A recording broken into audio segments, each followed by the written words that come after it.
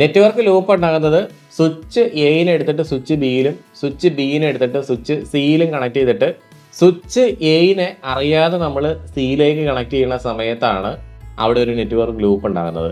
ഇതിങ്ങനെ കണക്ട് ചെയ്തില്ലെങ്കിലും നമ്മൾ വെച്ചിരിക്കുന്ന ഏതെങ്കിലും ഡിവൈസ് അല്ലെങ്കിൽ ക്യാമറ ഇതുമായിട്ട് കണക്ട് ചെയ്തിരിക്കുന്ന ഏതെങ്കിലും ഡിവൈസ് ഫോൾട്ടി ആയി കഴിഞ്ഞാലും ചിലപ്പോൾ ഇതുപോലെ നെറ്റ്വർക്ക് ലൂപ്പ് ഉണ്ടാകാറുണ്ട്.